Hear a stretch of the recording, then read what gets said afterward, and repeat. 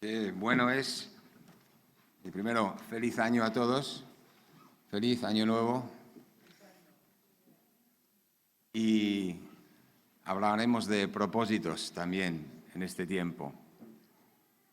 Qué bueno es cantar, cuán hermoso es el nombre, poderoso es el nombre. ¿Qué significado tiene el nombre de Jesús, ¿no? Salvador, Salvador, Redentor. Así que centrarnos en su nombre es tan importante. Bueno, pues esta mañana Dios hace las cosas muy bien, pero nosotros no las hacemos tan bien. Y yo me he hecho un fallo en que tenía unas imágenes para empezar y entonces no lo he copiado bien al pendrive y Marcos, pues me disculpo porque no se lo traje bien. Así que no hay imágenes. Normalmente me gusta poner alguna imagen y la primera imagen era de una boina y no era la boina de Juan, era ni de Ramos, era una boina de contaminación. Esta mañana pues parece que está un poco más claro, ha habido un poquito de viento, pero en estos últimos días una imagen que tenía era de esa boina oscura de contaminación sobre Madrid. Tenía otra imagen también que era de un satélite que mostraba lo que está pasando en Australia también, con ahora quemada una zona, una área que se equivale a cinco comunidades autónomas españolas, quemada en unas semanas. Es el verano ahí, hace mucho calor, hay una sequía tremenda. ¿Qué está pasando? La tierra parece que está gimiendo, gime la tierra. He compartido un vídeo que os puede ayudar un poco más con este tema, porque la Biblia tiene mucho que decir y a veces lo limitamos mucho y lo dejamos como segunda categoría, pero tiene mucho que decir sobre nuestra relación con la creación de Dios, con el medio ambiente, con ese maravilloso mundo en que Él nos ha puesto, junto con otros seres vivos, en una maravillosa creación de la cual nosotros nos creemos los protagonistas y así nos va. Así que esas imágenes, lo siento, pero tendréis que imaginároslo o lo estáis viendo estos días también. Había más, algunas áreas de Murcia, otros tremendos cambios que se está viendo con el calentamiento global.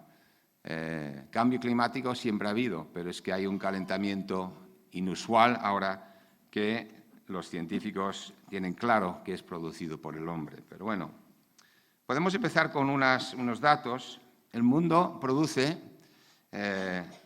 cada día 2 millones de toneladas de basura. 500.000 millones de toneladas de petróleo se vierten cada año a causa de accidentes, vertidos y fugas. 6,5 millones de toneladas de desechos, incluyendo residuos tóxicos y no biodegradables, acaban cada año en los océanos del mundo. Esto era en 2007 y ha subido bastante más desde entonces. Una cita de Bob Frost, un evangelista, un creyente inglés que murió de cáncer hace unos años, pero que también voy a citar un par de veces hoy. Porque él ve que parte de nuestro mensaje importante, muchas cosas, hemos excluido una parte importante de lo que la Biblia habla, de la creación y de la responsabilidad del hombre y de lo que eso significa para nuestras vidas. ¿Qué tiene que ver todo esto con nosotros? ¿Tiene algo que ver con lo que creemos, con nuestra fe? ¿O es un tema secundario? Sigue pues diciendo Frost, ¿qué principios básicos deberían guiarnos en la manera en que vivimos nuestra fe en este planeta cada vez más contaminado? ¿Y cómo deberían responder los cristianos a la crisis medioambiental? Y creo que aquí debemos hacer autocrítica, que nuestra lectura y aplicación de las enseñanzas de la palabra de Dios ha sido parcial, ha sido incompleta hasta ahora. Porque oyes actitudes del mismo mundo evangélico y cristiano, oyes actitudes como, por ejemplo, pues el calentamiento global es mentira. Eso no existe. Hay cambios climáticos, pero el calentamiento no se debe a los efectos del hombre. Otra actitud es, bueno, si Dios parece que va a destruirlo todo completamente, todo va a desaparecer, pues ¿para qué vamos a cuidarlo? Entonces, pues no hace falta hacer nada. Otra actitud, Dios está en control. Dios no dejará que pase eso a su creación. Y otra actitud, bueno, es tan grande este problema que ¿qué puedo hacer yo? ¿No? Y no voy a entrar ahora en todos estos temas porque quiero centrarme en lo que la Biblia dice acerca de nuestra responsabilidad y nuestro cuidado de la creación.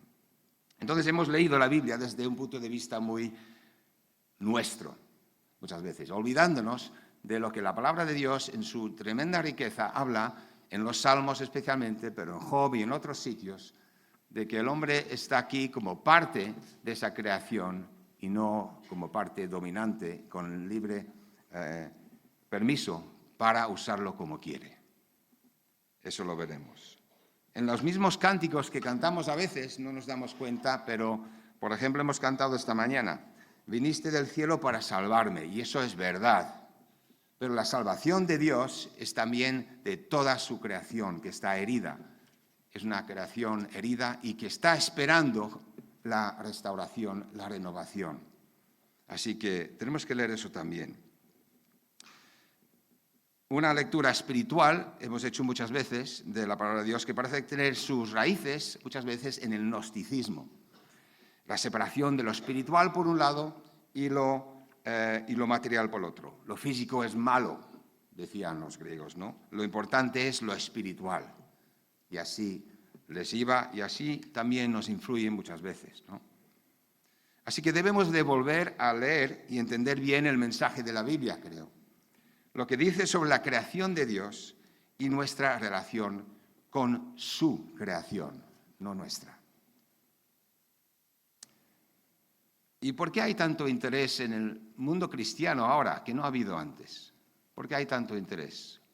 Especialmente en los siglos XIX y XX ha habido un destrozo y sin mucha crítica del mundo occidental de los recursos naturales y de la tierra.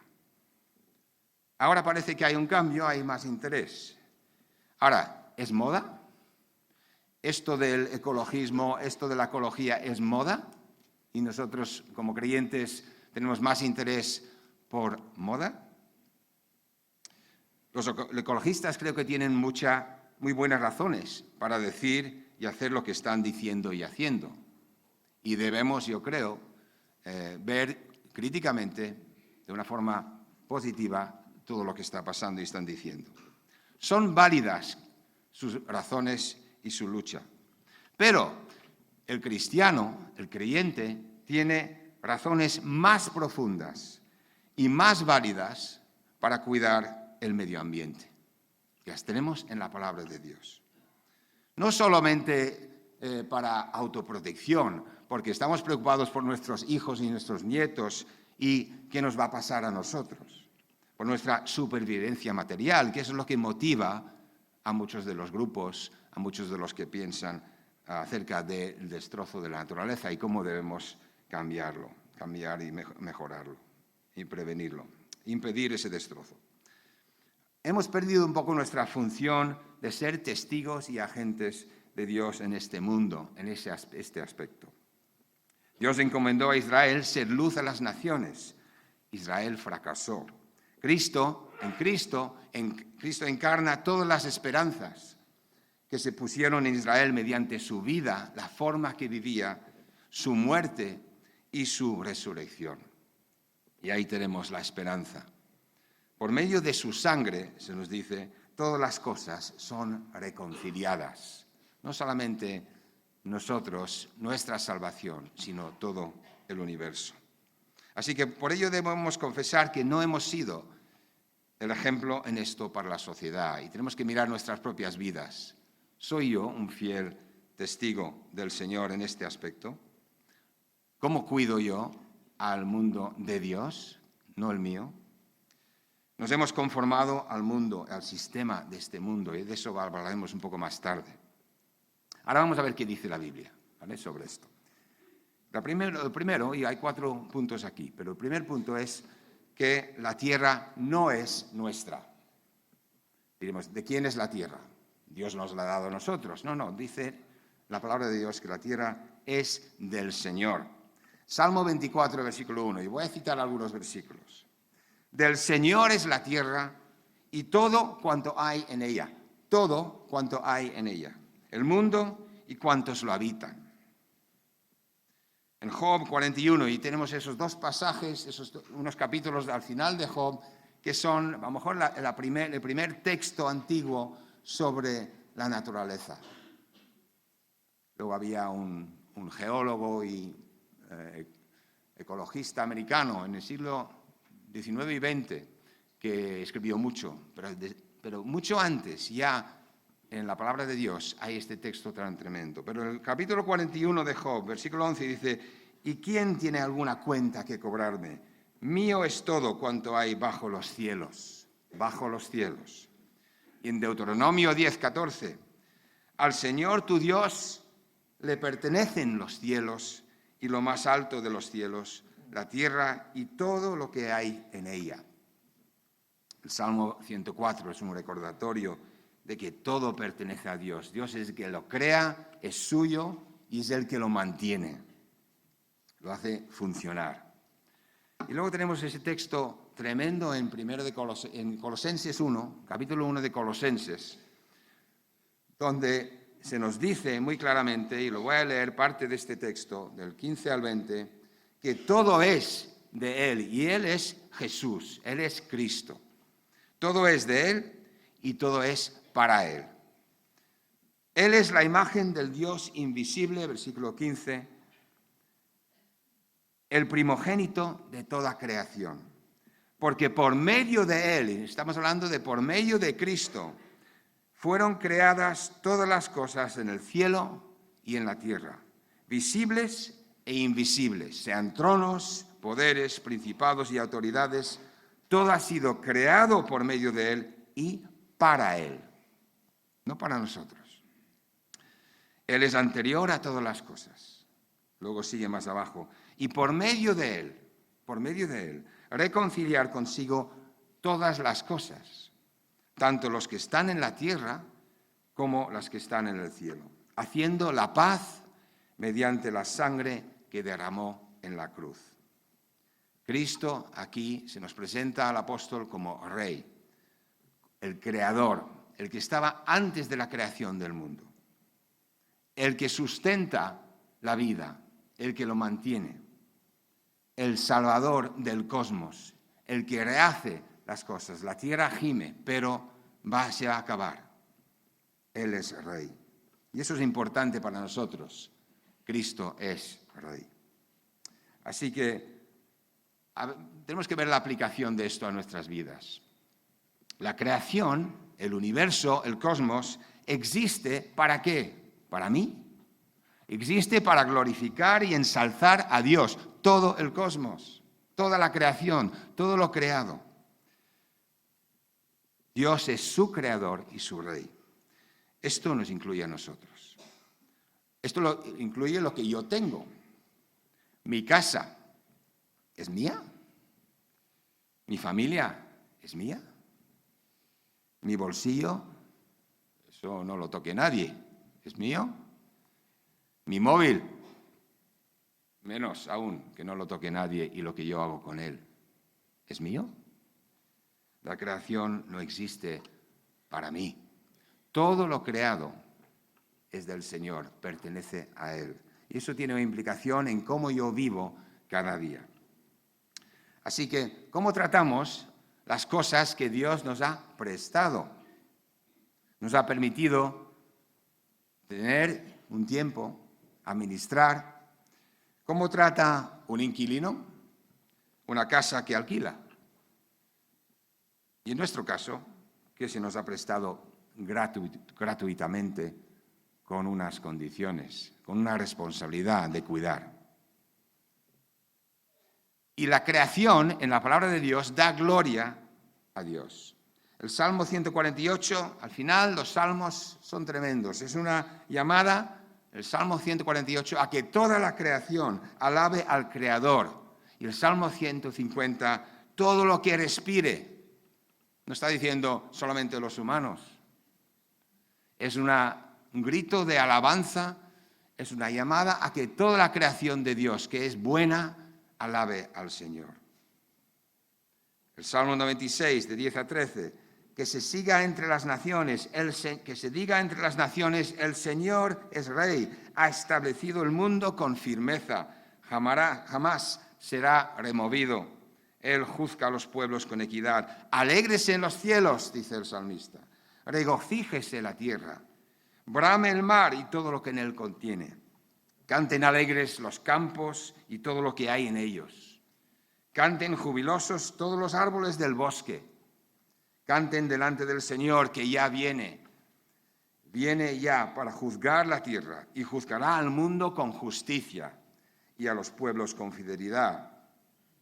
Salmo 98, brame el mar y todo lo que en él contiene también. Podemos seguir viendo estos pasajes que llaman a que la creación entera alabe el nombre del Señor.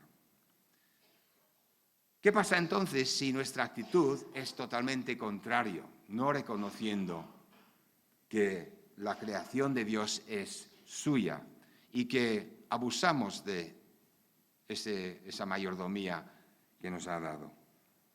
Pues realmente es blasfemia y es condenada seriamente en la palabra de Dios. En Apocalipsis 11, 18, las naciones se han enfurecido, dice ahí, pero ha llegado tu castigo, el momento de juzgar a los muertos y de recompensar a tus siervos, los profetas, a tus santos y a los que temen tu nombre, sean grandes o pequeños, pero añade también, y de destruir a los que destruyen la tierra. Es muy interesante ese pasaje al final. Dios ama su creación, aborrece a los que destruyen su tierra. Y eso lo podemos ver en nuestro mundo, cómo el hombre está destruyendo la tierra, cómo hay tantos animales que van desapareciendo, reduciéndose la biodiversidad en este planeta maravilloso que Dios ha creado para glorificarle a Él. Segundo lugar, primero hemos dicho que todo es de Dios, Él lo ha creado, es suyo. Pero en segundo lugar, la Biblia también nos dice que ha dado al hombre el derecho y la responsabilidad de cuidar y administrar la tierra. Quiero que apliquéis personalmente esto, a cada uno. No es cosa de gobiernos, está hablando Dios de unos principios básicos para su pueblo. La Biblia nos dice que el hombre y mujer, fue hecho a imagen de Dios, pero no a imagen porque tiene entonces un poder o una cualidad deística que posee, un adjetivo en hebreo, sino por el hecho, porque está hecho por Dios. El adverbio. Los cielos le pertenecen al Señor, pero la humanidad le ha dado la tierra. Hay en el Salmo también esta idea de todo es de Dios, pero Él ha creado al hombre y una de las funciones del hombre es de glorificar a Dios, como son otras partes de la naturaleza. Ahora, el hombre sí que tiene un lugar importante en el gobierno de esos animales, el cuidado de esas plantas, etc. Génesis 1:28 tenemos ese mandato, y los bendijo con estas palabras: sean fructíferos y multiplíquense, llenen la tierra y sométanla, dominen los peces del mar y las aves del cielo y a todos los reptiles que se arrastran por el suelo.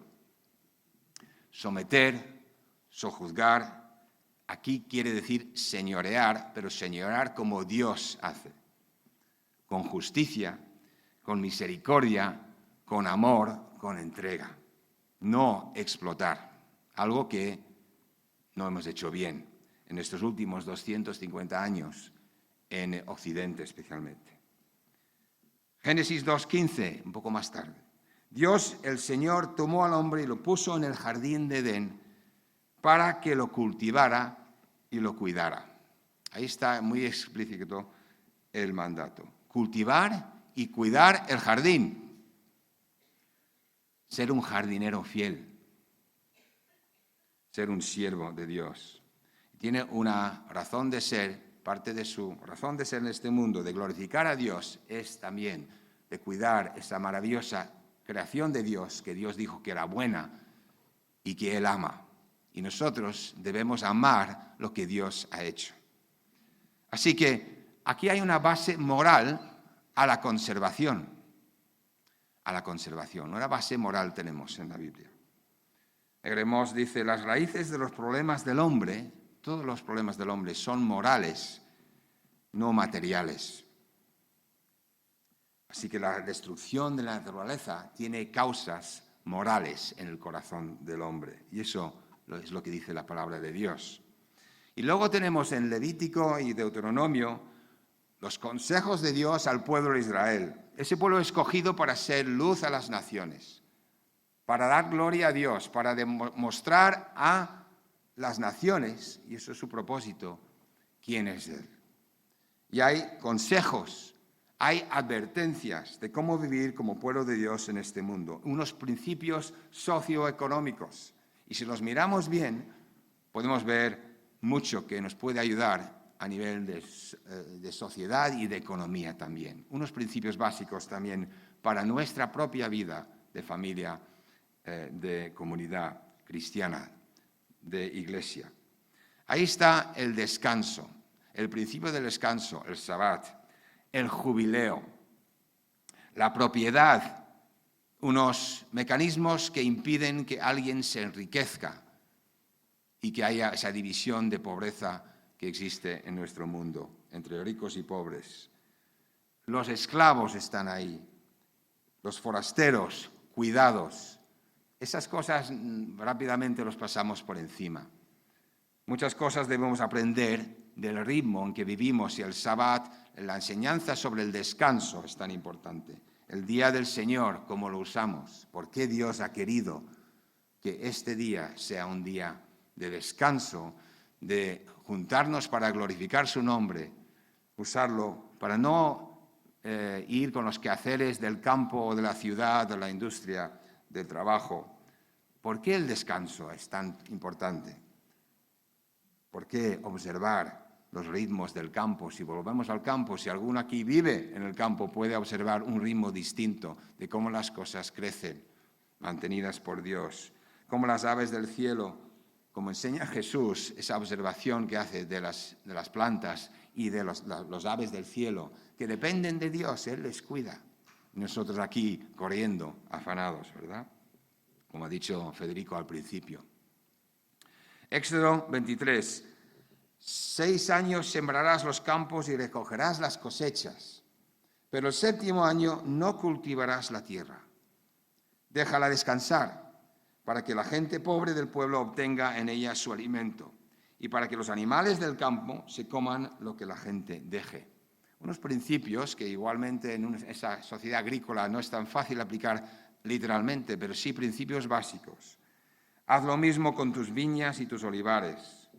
Aquí hay una advertencia, ¿verdad? En Levítico 26, la tierra descansará de vosotros cuando seáis exiliados. Esa advertencia, esa denuncia, que si no hacéis eso, pues un día la tierra sí va a descansar porque no vais a estar ahí. Eso es lo que dice la palabra. El pueblo de Dios está llamado a mirar estos principios básicos y aplicarlos a su propia vida, hoy en día, en el siglo XXI. ¿Qué aprendemos de esto entonces? Descanso de la tierra y ayuda solidaria a los pobres. Y ese descanso, esa forma de no centrarnos en lo material y correr hacia más y más consumo, también tiene que ver con el cuidado de los pobres, con los animales que puedan ellos también comer y no quitarles el sitio, como se está haciendo ahora, que no hay lugar para que los animales silvestres también puedan comer, y el Amazonas es un buen ejemplo de eso ahora. Unos principios para vivir. Es evidente que nuestro mundo es injusto y que el egoísmo del mundo rico tiene algo que ver con ello. Es inmoral que otros sufran porque nosotros seguimos viviendo como vivimos y tenemos que mirar cómo nosotros vivimos, cómo consumimos y qué impacto eso tiene en toda la cadena en que estamos metidos. Es injusticia. Y no hace falta que nos lo tengan que decir los que no creen en Dios. La Biblia misma lo dice. El cambio climático mismo es evidente, una forma global de injusticia, donde el consumo tremendo de esos recursos fósiles ha creado ese calentamiento que afecta no solamente a los que están gastándolo, sino a todo el resto del mundo, especialmente los más vulnerables. Y ahí el creyente debe de estar también atento. Tercer lugar, hemos visto primero que todo es de Dios. En segundo lugar, que tenemos un mandato de mayordomía, de ser un mayordomo fiel. La Biblia nos relata, en tercer lugar, la caída. Nos relata que el hombre falla. Da la espalda a Dios y esto tiene sus consecuencias sobre toda la creación. Que en Romanos se nos dice que está esperando su liberación. La creación aguarda con ansiedad, se nos dice, en Romanos 8, 19 a 21. Aguarda con ansiedad la revelación de los hijos de Dios porque fue sometida a la frustración. Esto no sucedió por su propia voluntad, sino por la que así lo dispuso. Pero queda la firme esperanza de que la creación misma ha de ser liberada de la corrupción que la esclaviza, para así alcanzar la gloriosa libertad de los hijos de Dios. Dios da al hombre un mandato. Ese mandato no lo sigue. Da la espalda a Dios y eso tiene un impacto porque Él tenía responsabilidad sobre todos los animales para ordenarlos, para cuidar ese jardín, tiene un efecto en la naturaleza. Y el versículo 22 de ese pasaje dice que la tierra gime. Sabemos que toda la creación todavía gime a una, como si tuviera dolores de parto, y eso solo saben las mujeres lo que es. No solo es el hombre que sufre las consecuencias de su desobediencia, entonces, de dar la espalda a Dios, tiene implicaciones en toda la creación que espera su liberación. Así que la Biblia nos relata que el hombre da la espalda a Dios, que él falla. Pero también la Biblia nos da la esperanza, la solución. Dios ha provisto esa liberación, un plan de rescate por medio de Jesús. Y Marcos dice en capítulo 10, 45 de Marcos, el Hijo del Hombre vino para dar su vida en rescate por muchos. Y la Biblia repite que ese rescate, como lo vemos en Colosenses, es un rescate de toda la creación y liberación para toda la creación. Isaías 65, 17, un cielo nuevo y una tierra nueva se nos habla. Apocalipsis 21, 5, yo hago nuevo todas las cosas. En Cristo hay esperanza. Una nueva, renovada creación espiritual y material, reconciliando en sí todas las cosas, no solamente reconciliación de Dios, del hombre, hemos centrado tanto en nosotros mismos. Es salvación para el hombre, una oportunidad de volver al Creador y la restauración, liberación de toda la creación. Así que hay que primero, creo, reconocer, y aquí hay que tener una autocrítica, reconocer que hemos fallado estrepitosamente en eso de reflejar la imagen de Dios en el cuidado de la creación. Hemos pecado contra Dios, esos los llaman los ecopecados, algunos. Y si dejamos de cuidarla, dejamos de reflejar la imagen de Dios. Somos menos humanos. Estos días he estado mirando el mensaje, hemos estado mirando como iglesia algunos pasajes, a unas lecciones de Apocalipsis, ¿verdad? A mí me ayuda el análisis que hace Peter Scarezzo en su libro Espiritualidad emocionalmente sana. Él dice que el Apocalipsis contiene la clave porque la mayoría de los cristianos hoy en día están abrumados por la cultura y el mundo que nos rodean. En Apocalipsis está la clave. Subestimamos, dice, y eso no está de moda decirlo, subestimamos el poder del demonio, tanto dentro y fuera de nosotros. El Apocalipsis de Juan fue escrito para los cristianos que sufrían una gran persecución y vivían en la provincia romana de Asia entre el año 90 y 95. Como nos enseñó Eduardo hace poco, el apóstol Juan usa imágenes familiares, ¿verdad?, para que vieran con claridad lo que realmente pasaba a su alrededor. Estamos en esa misma situación ahora. No vemos muchas cosas que están ocurriendo, pero el Apocalipsis nos hace centrarnos en lo que no se ve, pero lo que está pasando.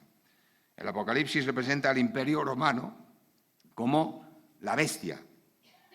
La cultura romana, la economía, la educación, el ejército, les podría traer riquezas y grandes riquezas al imperio. La gente estaba entusiasmada con el Imperio Romano, con esa cultura en ese momento. Juan escribe, el mundo entero, fascinado, iba detrás de la bestia. También la adoraban y decían, ¿quién como la bestia? ¿Quién puede combatirla? Apocalipsis 13, versículos 3 y 4. ¿Cuál fue el resultado? Muchos cristianos fueron puestos a prueba. La fe de ellos fue puesta a prueba. Roma necesitaba su lealtad. Si no cedían a la presión existente, perderían trabajos, privilegios, reputación y prosperidad ganados con sacrificio y también amigos. Algunos, ¿y qué pasó? Pues algunos renunciaron su fe por completo. Era demasiado en contra. Otros trataron de encontrar un punto medio entre los valores de Roma y los valores de Cristo. Asimilaron la cultura que les rodeaba. A través de Apocalipsis, Dios nos deja claro que no es posible ningún acuerdo entre Cristo y la bestia. O comprometernos o salir de ella. En Apocalipsis 18:4, salir de ella.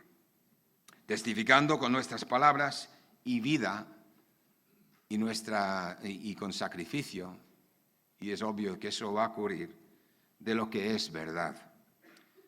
Apocalipsis nos deja claro también que el dragón que está detrás de la bestia es Satanás. De esa bestia que es la cultura en ese momento era Roma, pero hoy en día ¿cuál es la cultura dominante que nos atrapa a todos tan fácilmente? Dice que engaña al mundo entero, Satanás. Es un mensaje muy claro de aviso. El mensaje de Apocalipsis es que en toda la historia, en cualquier lugar del mundo, los creyentes deben resistir y vencer a la bestia que se expresa a través de la cultura de su generación. En esto consiste en la perseverancia y la fidelidad de los santos, dice Apocalipsis 13. Por tanto, es imprescindible que veamos claramente cómo la bestia amenaza a la Iglesia y absorbe a los cristianos en nuestros días.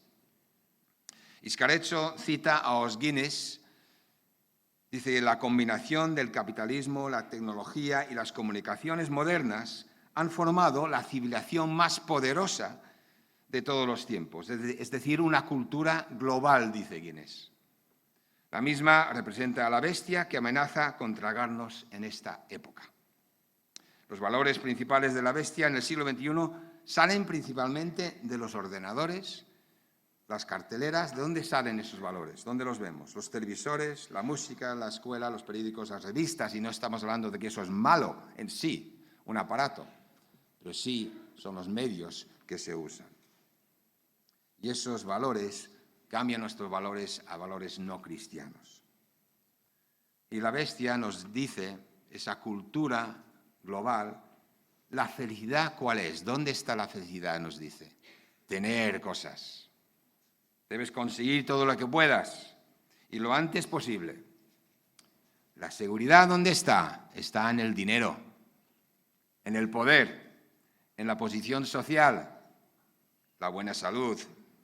Así que yo creo que ahí debemos de reflexionar en familia, en familias, hablarlo juntos y como iglesia, delante del Señor, cuáles son mis prioridades, reflejadas en cómo uso el tiempo, el dinero, las cosas. A veces es posible que me mueva más que la palabra de Dios, Google y Amazon, que otras cosas. Me pueden mover más en mi tiempo, mi dedicación, mi preocupación, Y eso es una reflexión que debemos hacer. No cabe duda que un pueblo que asimila la cultura actual no tendrá mucho que decir como alternativa a un mundo que necesita a Dios. Así que es un mensaje para todos nosotros. Como yo vivo, refleja cómo Jesús vivía. Y si miramos a cómo Jesús vivía, vemos esos principios del reino, que son esa vida tan sencilla, que no tenía nada que ver con tener cosas. Y comenzamos un nuevo año y la palabra de Dios nos insta a tomar a Jesús como nuestro modelo, a vivir una vida sencilla de fe, donde el amor y el servicio a los demás prima. Eso el otro día fuimos a ver el musical 33, no sé si lo habéis visto. A mí me gustó bastante más que Jesucristo Superstar y bastante más que Godspell, que lo vi en el año 75 en Londres. Es un mensaje muy claro del impacto de Jesús en una sociedad corrupta y del mensaje de esperanza que Él trae. Y os lo recomiendo si podéis ir. Es algo que es muy bueno para invitar y compartir con amigos y familiares. La vida de Jesús marca la diferencia. Revolucionó a Jerusalén en su época y por eso, porque Él era fiel a sus valores, a pesar de las tentaciones que les venían de Satanás para impedirlo, fue fiel, obediente a su Padre y Él sufrió el sacrificio. Y los creyentes estamos también llamados a servir al Señor y seguir sus pasos. Eso está muy claro en la Biblia. Y en Swances no queremos amoldarnos, en esta iglesia no queremos amoldarnos a la cultura actual. Eso quiere decir que hay que pensar en lo que hacemos como familias, lo que hacemos como personas, lo que hacemos como iglesia, cómo usamos los recursos. Es una reflexión donde aquí no hay tiempo para desarrollarlo. Por eso os mando también para los grupos un vídeo que puede ayudaros. Son 25 minutos para reflexionar y hacer unas preguntas al final y unas sugerencias también. La vida de Jesús como nuestro modelo. Una vida sencilla, que afecta cómo uso mi tiempo, el tiempo que Dios me da, que es tiempo suyo, que me da, con mis hijos o con mi móvil a veces. El trabajo que yo hago, el dinero que está en mis manos, gracias Señor por ello, ¿para qué me lo das? Los valores que transmito a mis hijos y los que me rodean. David Bucles escribe en este libro que se ha traducido recientemente, que estoy muy contento de que pueda estar en las librerías, Sabios con el planeta, que es un resumen muy, muy bueno de todo este tema. Cuando empezamos a entender cómo se siente Dios con respecto a la creación, entonces se convierte en una fuerza motivadora que cambia corazones, mentes y voluntades. Puede conducir a un mundo transformado. Y Bob Frost, que mencioné antes, nuestro entendimiento de la creación debe comenzar sabiendo que pertenece a Dios, no a nosotros. Dios no se fue y lo abandonó. Su presencia llena la creación. La elección de cómo vivir es nuestra, pero en la última instancia el juicio será nuestro. Jesús dice en Lucas, a todo el que se le ha dado mucho, se le exigirá mucho. Y al que se le ha confiado mucho, se le pedirá aún más.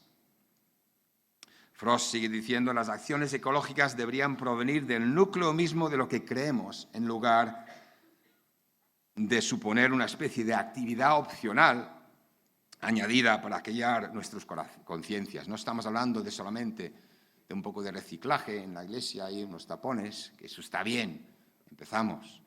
Está hablando de una forma de vida, de comunidad, una comunidad de amor y de compartir y de servir a los demás y los necesitados, los que nos rodean.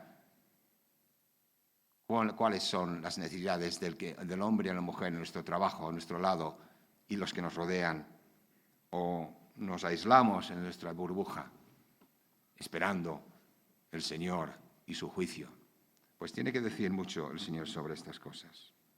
Christopher Wright dice, ¿Qué debe el discípulo radical hacer en el cuidado de la creación? Porque no puede existir un discípulo mediocre. Sueña él, Wright, con una multitud de cristianos que cuidan la creación y toman con seriedad su responsabilidad medioambiental. Escogen formas sostenibles de energía donde sea posible. Desenchufan máquinas que no se necesitan. Compran comida, bienes y servicios de empresas que tienen políticas medioambientales éticamente correctas. Se unen a las organizaciones de la conservación de la naturaleza. Evitan el consumismo y la creación excesiva de basura y reciclan todo lo que pueden. También tiene que ver un mayor y creciente número de creyentes que incluyen su cuidado de la creación en su comprensión bíblica de la misión. En el pasado, dice Wright, los cristianos se han preocupado instintivamente de los grandes y urgentes retos de cada generación, y hay diferentes retos, y esto es un reto en un sentido nuevo. Estos han incluido los males de la enfermedad. Los cristianos han estado involucrados en la misión en el mundo, con hospitales, con la salud, cuidando a los enfermos. La ignorancia, la educación, la esclavitud en contra de ella y muchas otras formas de brutalidad y explotación. Los cristianos se han levantado para proteger a las viudas, los huérfanos, los refugiados, los prisioneros, los dementes, los hambrientos, y últimamente han crecido los que están comprometidos a hacer que la pobreza sea historia.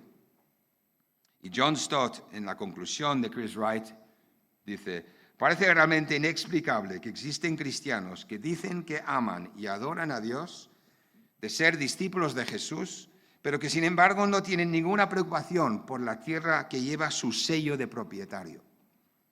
No les importa el abuso de la tierra y además por sus estilos de vida de despilfarro y sobreconsumo se confabulan en ello. Y ahí tenemos esa relación con el mensaje de Apocalipsis. La intención de Dios, dice Stott, es que nuestro cuidado de la creación refleje nuestro amor por el Creador. Si amamos a Dios, amaremos sus criaturas, a los hombres y todo lo creado. Así que a nivel personal, en nuestro entorno, y aquí concluyo, debemos vivir el Evangelio de Cristo en 2020. Esto incluirá luchar por la conservación y la protección de los animales y las plantas. O sea, no nos olvidemos de los animales y cómo se les trata por nuestro consumismo. La restauración de los sitios, los lugares, los parques, las personas, la restauración de personas, la hospitalidad, el compartir, la adoración y la alabanza, la oración y la vida comunitaria. ¿Cuáles son nuestros valores en 2020? Esa pregunta para cada uno. Que el Señor nos ayude a poner en práctica lo que la Biblia dice y no leamos parcialmente la Biblia, sino toda. Y os invito a leer esas lecturas en los Salmos de cómo Dios habla de la naturaleza. Así que el Señor nos bendiga en este año.